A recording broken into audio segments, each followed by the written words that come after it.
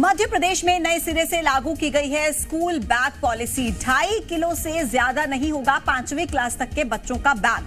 हफ्ते में एक दिन बच्चों को बिना बैग के बुलाना होगा स्कूल।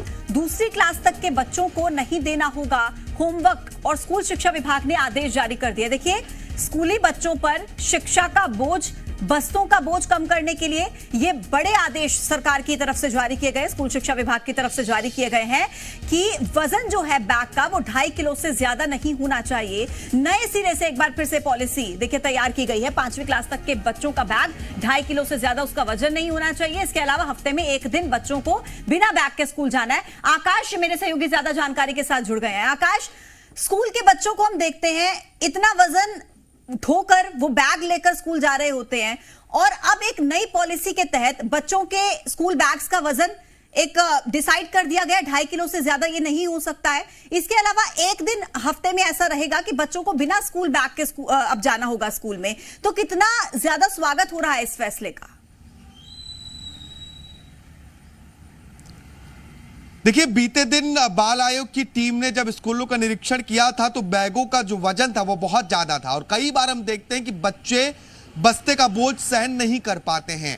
ऐसे में जो 2019 की बैग पॉलिसी थी उसे निरस्त किया गया है। इसके साथ ही नई बैग पॉलिसी को लागू किया गया है, क्योंकि मध्य प्रदेश में नई शिक्षा नीति लागू हुई है, और नई शिक्षा नीति के तहत जो बैगों का वजन और होमवर्क का लोड निर्धारित होना था उसी के तहत इसका निर्धारण किया गया है। अलग अलग कक्षाओं के लिए पूजा, अलग अलग जो बैग के बोझ है, बस्ते के बोझ है, वजन है, उसे निर्धारित किया गया है, और यह स्पष्ट रूप से कहा गया है कि इसका पालन सभी शासकीय और अशासकीय विद्यालयों को करना होगा। देखिए, 5वीं तक के बच्चों के जो बस्ते का वजन होना है वो 2.5 किलो से ज्यादा नहीं होना चाहिए। इसके अलावा दूसरी क्लास तक के बच्चों को होमवर्क नहीं देना होगा। तीसरी से 5वीं तक के बच्चे जो हैं उन्हें सिर्फ 2 घंटे तक का होमवर्क सप्ताह में दिया जा सकता है, और एक दिन सप्ताह का ऐसा होगा जिस दिन बच्चों को बैगलेस तरीके से बुलाना होगा, यानी कि बिना कॉपी किताब के बच्चे स्कूल कॉलेज पहुंचेंगे।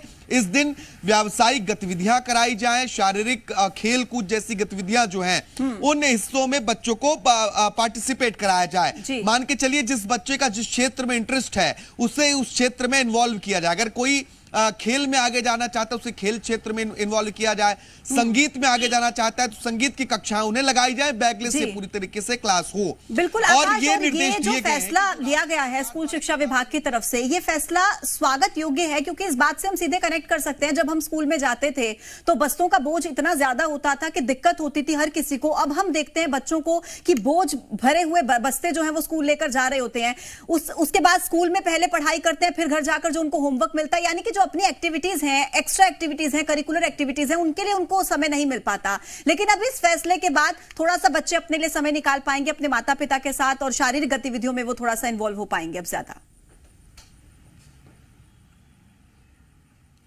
निश्चित तौर पर पूजा, क्योंकि जो समय अभी चल रहा है वो हर तरह का है। एक्स्ट्रा कैरिकुलम एक्टिविटीज बहुत जरूरी हो गई हैं। जिस बात का आप जिक्र कर रही हैं, जब हम स्कूल जाते थे तो बस्ते का बोझ कितना होता था, अभी परिस्थितियां लगभग वही हैं, क्योंकि बच्चों के बस्ते का बोझ आप देखकर अंदाजा लगा सकती कितनी ज्यादा किताबें कॉपियां होती हैं।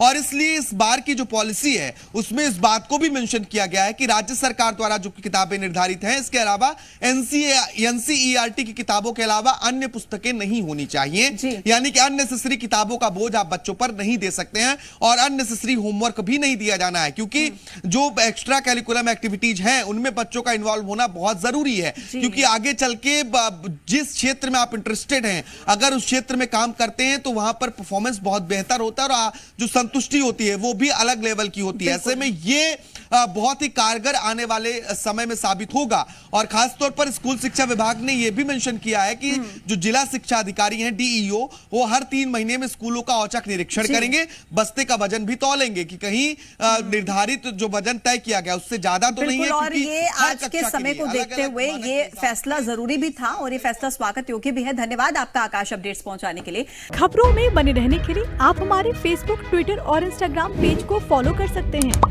लेटेस्ट अपडेट के लिए आप हमारे यूट्यूब पेज को सब्सक्राइब भी कर सकते हैं, और हाँ, बेल आइकन पर क्लिक करना ना भूलें।